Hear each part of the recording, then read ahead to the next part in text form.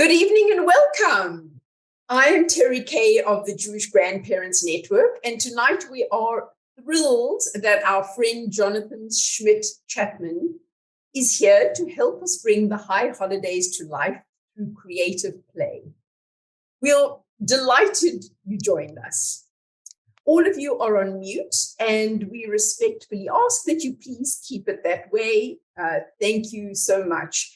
If you have a question, write it in chat or raise your hand in Zoom, and we will take questions throughout. I want to give a special shout out before we kick off our evening to my wonderful colleague, our Executive Director, David Raphael. And now it is my honor to introduce JGN's President and Master Early Childhood Educator, Eileen Vogelstein, who will welcome Jonathan. Over to you, Eileen. Thank you, Terry. Welcome, everybody. I am also thrilled to see all of you here tonight and wanted to add my thanks for you for joining our first in a series of holiday webinars. I know that engaging grandchildren around the holidays can be challenging, but not after tonight. Our guest presenter is an educator extraordinaire. So Jonathan Schmidt-Chapman is the founder and CEO of Ki'ilu Company, a company that creates projects that activate early childhood Jewish education through theater and imaginative play.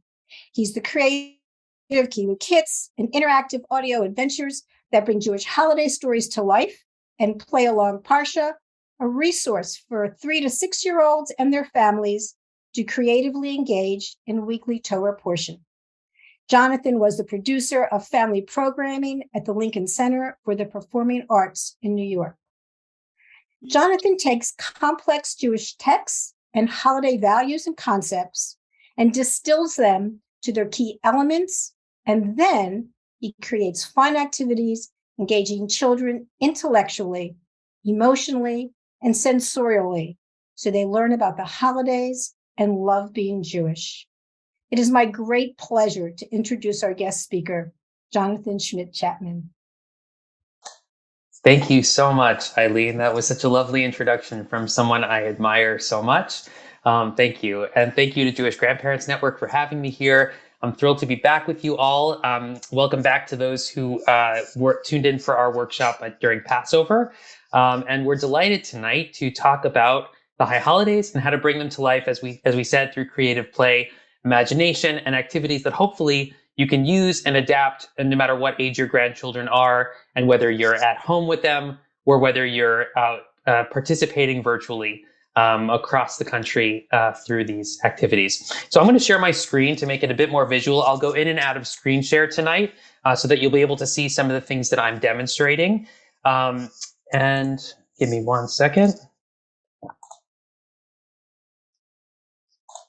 Okay, I'm just going to go back here to the beginning. Okay.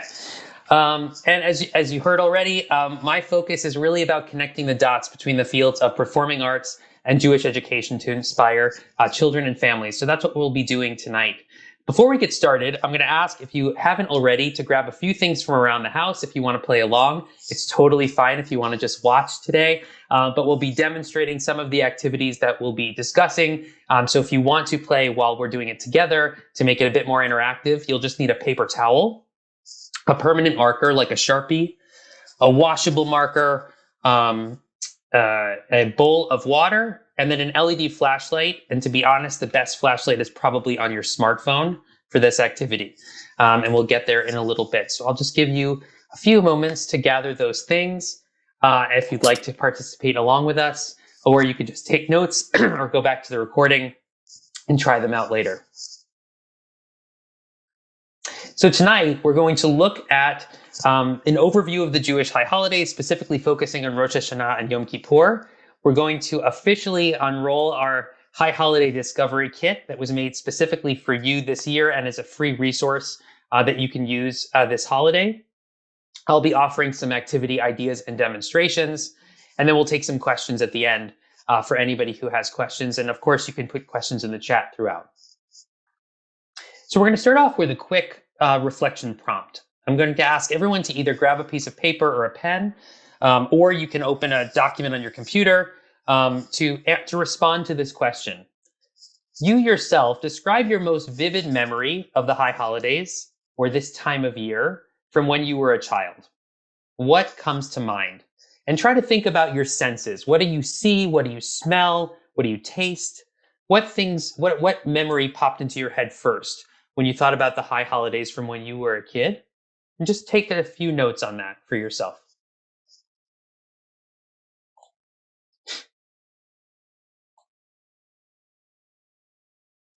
And as you come up with those, please drop them in the chat. Make sure that you're selecting everyone in the meeting so that we can see your reflections. And we'll just have a few of those come into the space by way of the chat. Great, so we hear shofar blowing. Yeah. A lot of hearing the shofar. We'll be exploring that in a little bit. The fall, crisp, sunny weather, cooking together, seeing friends and family at synagogue, kreplach, so food, pomegranates, being in shul all dressed up, the feeling of being under the talit, matzo ball soup. These are great. So as we bring all of these images into the virtual room tonight, we're thinking about how we can create some memories for your grandchildren and your families that eventually one day they will be reflecting on and sharing the things that you have done with them for this holiday. Great, these can keep coming in. I'm going to offer another question for you to think about. So the second question, in what new ways do you hope to connect with your grandchildren in the coming year? What can you teach them, and what do you hope that they teach you? So take a moment to think about that prompt. As we enter a new Jewish New Year, in what ways do you want to connect with your grandchildren in the coming year? What can you teach them, and what can they teach you? And just take a moment to think about that question, and again, share in the chat as you feel comfortable.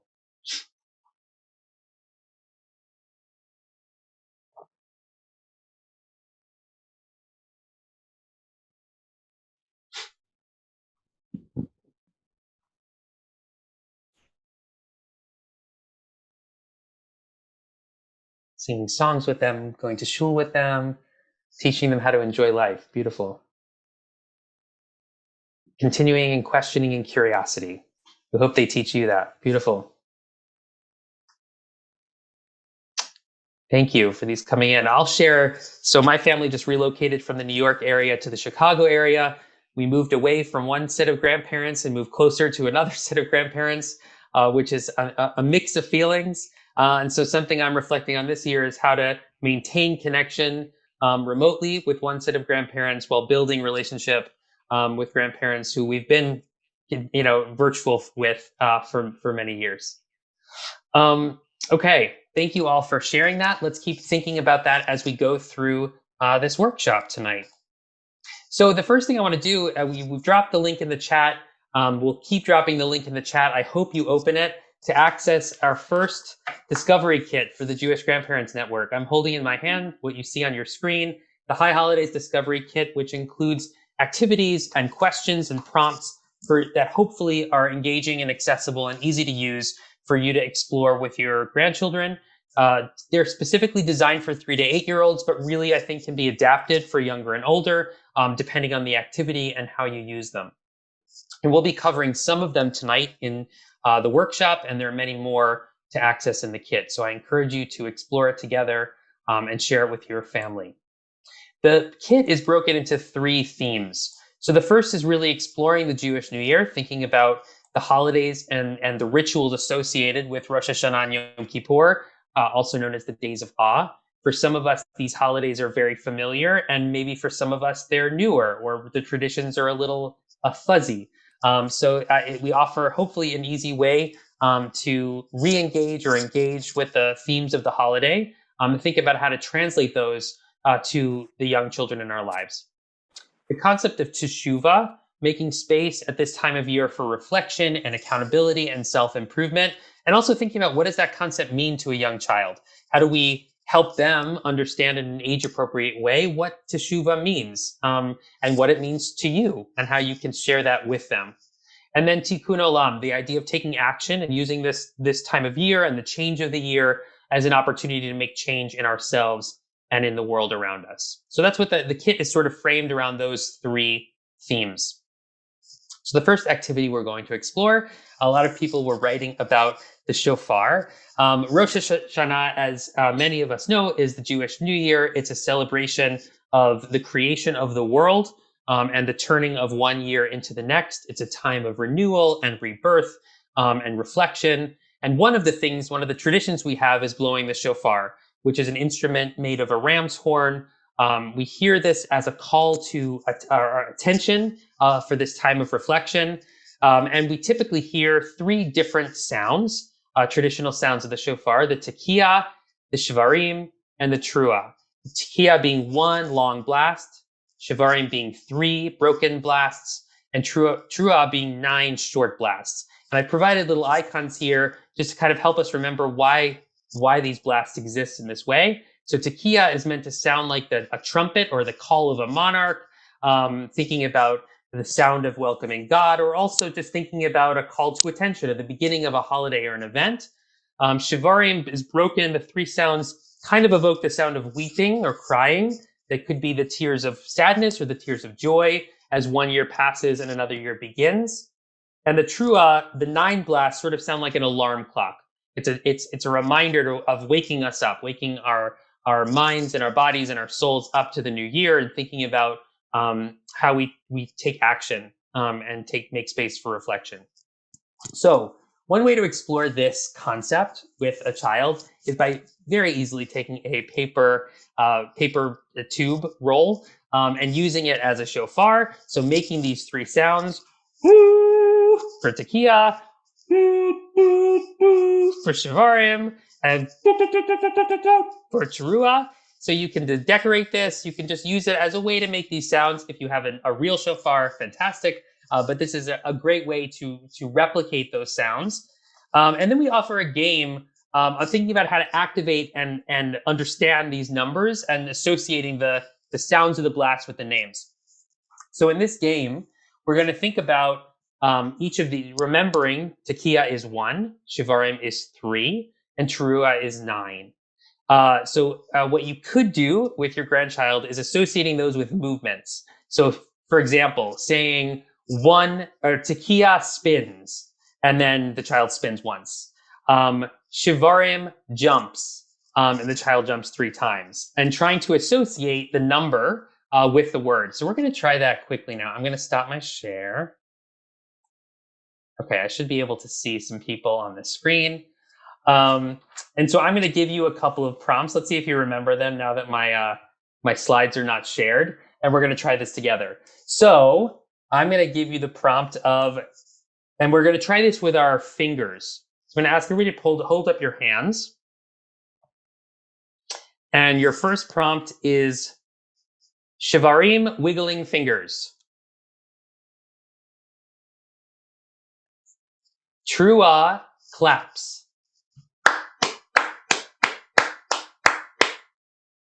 Tekiah snaps. Okay.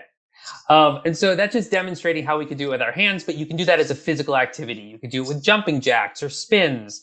Another way to do it, if you don't want to call them out, is by creating a little set of cards. So you could have one set of cards that has the names on each of the cards, a different name of the shofar blasts. You could also include the number on there. So tekiah 1, shvarim 3, trua 9 in one stack, and the other stack being different movements. So on one card, spin, jump, skip, hop, and then the child picks a card from each pile and does that movement. Or you do it, and then they laugh because you're both doing it, and it's really silly. So again, just a way to think about physicalizing shofar rather than just thinking about it as the blasts that we hear. And then perhaps when they hear those blasts, they remember the movement, and physicalizing it kinesthetically and associating those with the game that you played. Okay, trying not to go too fast. I'm going to go back into my screen share now for the next activity. Okay, so we're going to talk about the concept of tashlich, which many of us know as a ritual that is associated with teshuvah. Tashlich is something that we do to think about or to physicalize this idea of reflecting on our mistakes or the things that we want to change about ourselves or the world from the last year as we move into the next year.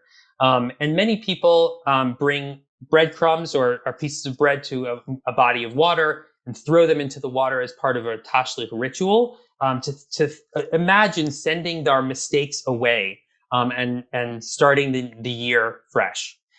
So this is an activity that you can do at home rather than going to a body of water. And I think it's a really fantastic way to visualize tashlich, especially for a young child. So this is the moment when I'm going to ask you to take your paper towel and your permanent marker and your washable markers and your bowl of water. So I'm going to show you in our kit. See if I think I have a slide for this. Yeah. So on page 9 of the kit, which you don't have in front of you probably yet, but I'm just showing you, you have a template that has the outline of a person. And what you do is you take the paper towel and you put it over the template and you trace the person. And it ends up looking something like this. But for right now, if you want, make a rough drawing of the outline of a person on your paper towel so that you can participate in this activity. And you're going to use your Sharpie. You're going to use your permanent marker to draw the outline of the person. So just take a moment to do that. And I'm actually going to go out of screen share for this so that you can see me. Okay, so I'm going to hold this up. I'm going to give you a moment to do that if you're playing along at home. Thank you, Terry. Perfect. And if you want to hold it up so we can see that you've done it, great. So this is, again, you're doing this in permanent marker on your paper towel. You're drawing the outline of a person. And we're going to imagine that this person is us. So if you're doing this with your grandchild, you can do 2 of them. You can make them size appropriate if you want, or everybody can have their own. You can also do this on Zoom. It's very easily done on Zoom with both people doing it. So you're going to draw an outline of yourself, and then you're going to think about mistakes. You can either frame it as mistakes, or you can think about things you want to change about the last year or the last few weeks. If you're a little child and you maybe don't think about things in the framework of years, what's something that you've done recently that you might want to change or think about changing for the future? And for an older child, you might write those or draw those around the person. So I've already done one here for you as a model. So losing my temper, or I've got here too much screen time. And then I've also drawn a visualization. So I've got like a rain cloud coming down over me. You're going to write or draw these things in the washable marker, not in the permanent marker. So again, the outline of the person is in permanent marker or Sharpie. All the stuff you're adding to the collage is in washable marker. Now, for a child who that may be even a harder concept, maybe is younger, you could also think about it with colors and feelings. So you could say, are there times you got angry this year that maybe, maybe you shouldn't have gotten angry? Maybe you got angry and you feel like next time you'll make a different choice. What color do you associate with anger? Maybe that color is red. So you can fill in your person with red.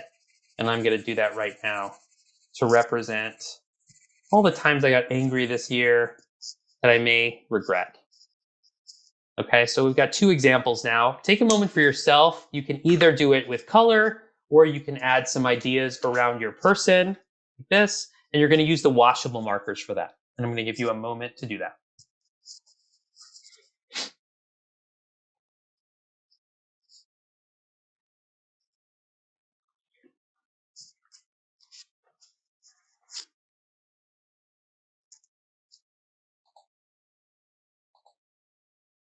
See everybody very busy thinking about all those things they're hoping to change, mistakes you might have made. Okay, so you can keep working on that if you'd like, but I'm going to, now this is the fun part. You're going to take your bowl of water. Now I said bowl, but what I'm using here, I'm going to lift it very carefully, is like a Pyrex, like a a pan almost. And that way I can fit my whole paper towel in the water in one sheet. So it will work in a bowl, but ideally you have something flat, that you can immerse the paper in when you do it again. But if you have a bowl, that's great too. So let's see if I can show you this. I'm going to take my piece of paper and I'm going to immerse it in the water. And I'm just going to gently move it around. Now you can't fully see what's happening right now, but I can describe that, as you may have predicted, the washable marker is washing away. And the person is remaining. So it really only takes about 10 seconds as you move it back and forth in the water. And I'm going to lift this up for you so that you can see it. So you see that my paper towel is now clean. So it's a visualization of the fact that all those mistakes that I was reflecting on have washed away, literally, in the water. And my person, myself, is clean and ready for the new year. Exactly, Judy, magic. So it's a really great, fun activity that you can do at home. Doesn't require going to a body of water, and immediately helps a young child visualize the idea of Tashlich, and something you can do together to reflect on those things and actually watch them wash away. If you're at a distance, I think you can do this by showing on the screen and then doing it at the same time. So you can kind of count to 3, make it a ritual, 1, 2, 3, and then we both immerse them at the same time.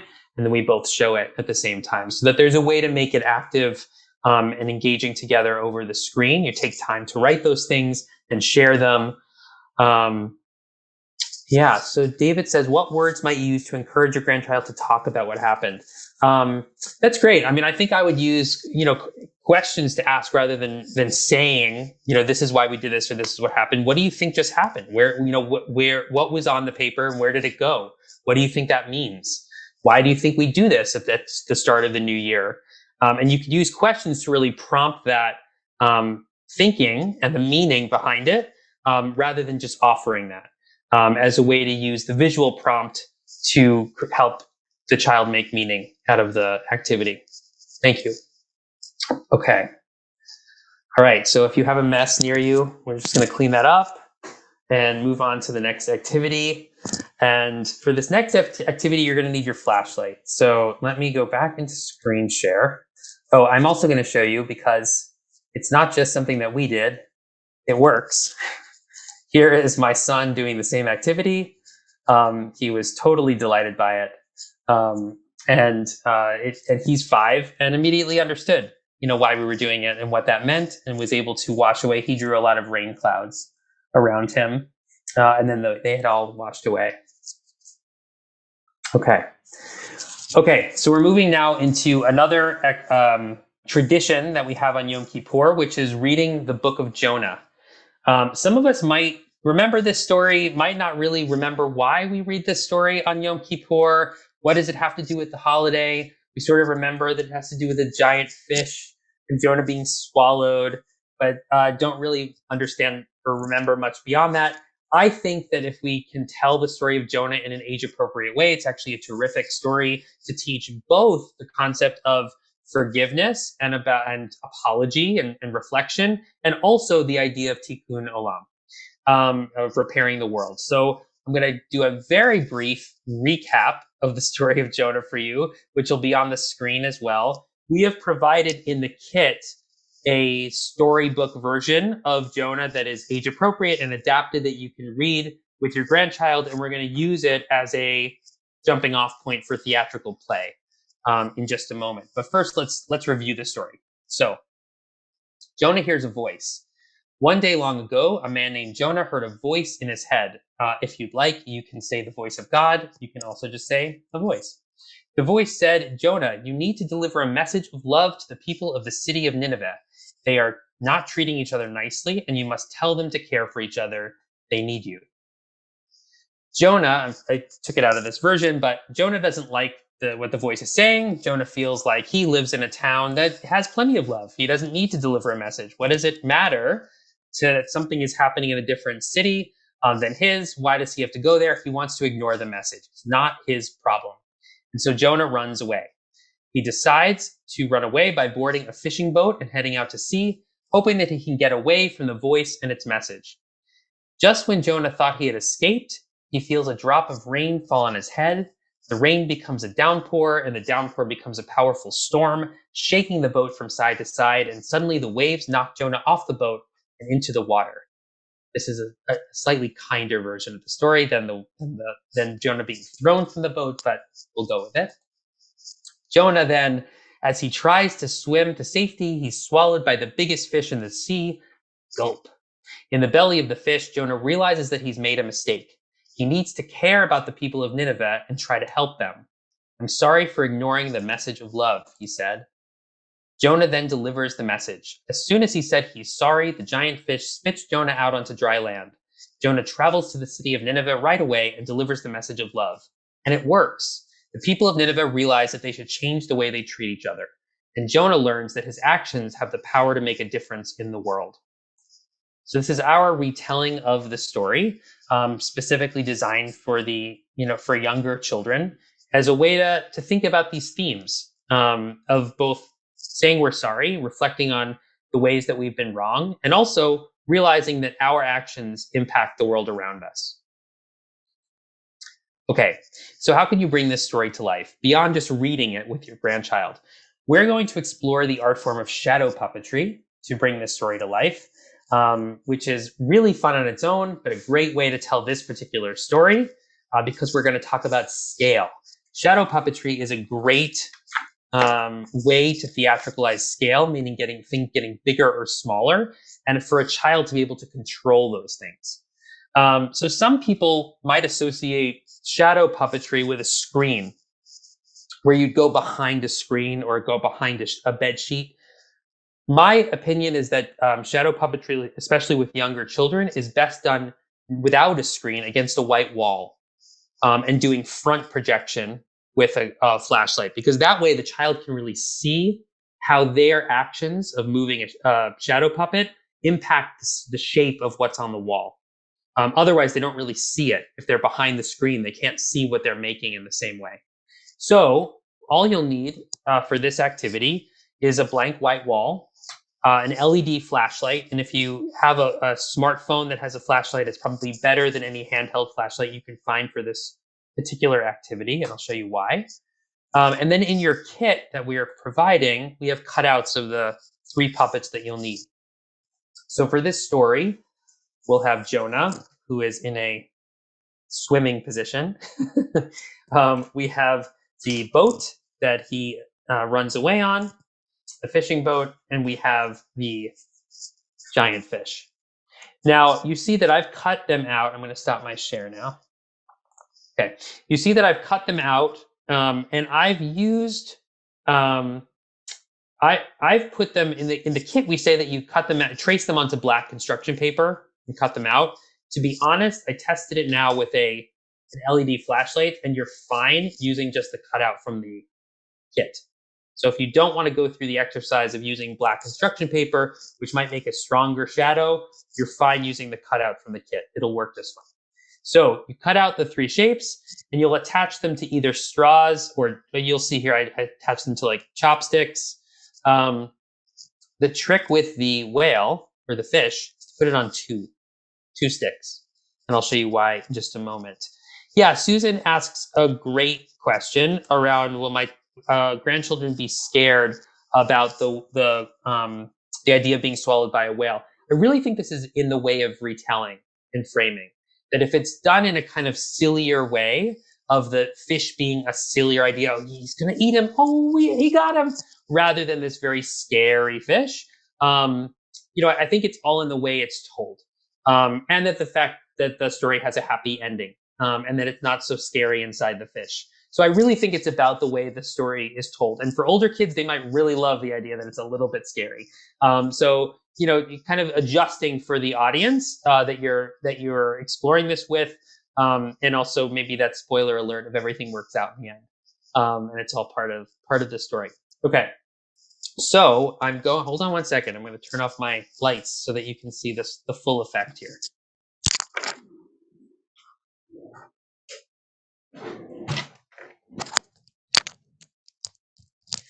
And if you don't have your puppets yet, obviously, you can use your flashlight and just your hands on the wall to see what I'm demonstrating here.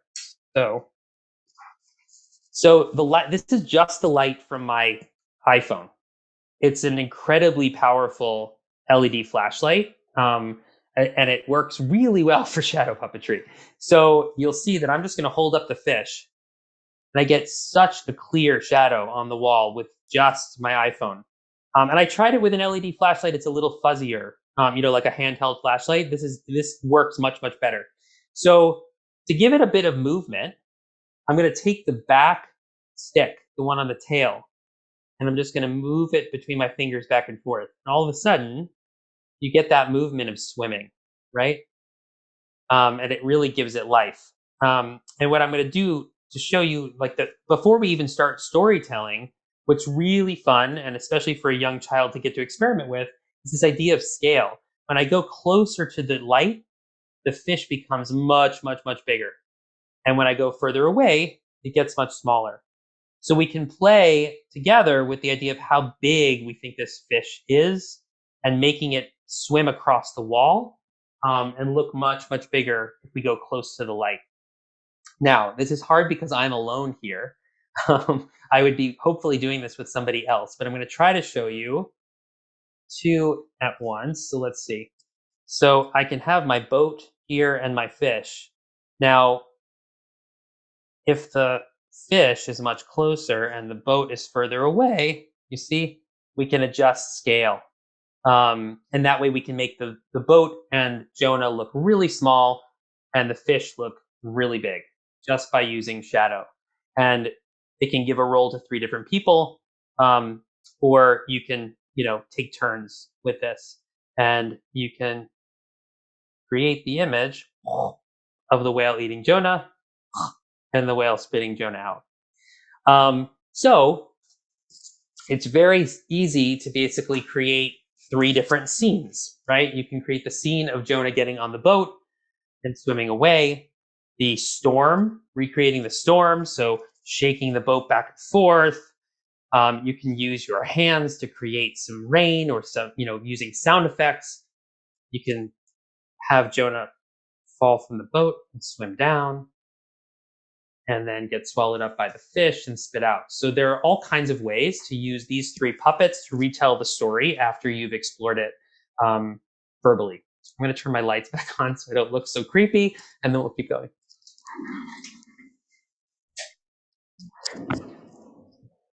Okay.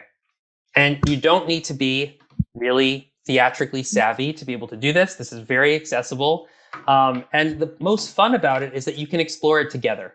You can figure out how it works, the mechanics of the shadow puppetry together with your grandchild. And then if you want, you can rehearse a play. You can, put the pieces of the story together. You could have someone else narrate with the text that we've provided in the kit, so that people are, a couple of people are manipulating the puppets while we also hear the story and creating sound effects. If you want to get really fancy, you can set it to music, or use, even if you Google just on your phone, storm sound effect, you can find a YouTube clip of the sound of a storm, which will immediately change the way, you're manipulating the puppets with that sound in the room. And you can put on a little Jonah play. And to David's question earlier, after you've done that, rather than telling them why we tell this story, you can ask, why do you think we tell this story on Yom Kippur? What do you think we're meant to learn from this story? What do you think the lessons are? And why do you think this is a story that we read every year at this time for this holiday? And see what answers they come up with. And then you can add to that, but let them lead that exploration from the activity rather than just immediately, telling them what you think the lessons are.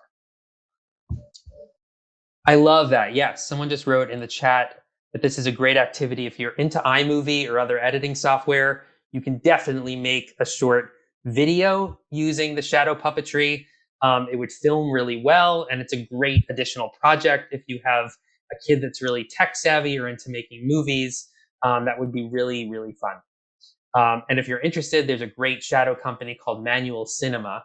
They're based here in Chicago. They're a puppet company that does exactly that. They create live shows that sort of feel like movies using shadow puppets and screens. Yeah, that's a great idea. Okay. I'm going to go back into screen share. Okay. And there's an image of my son playing with this idea.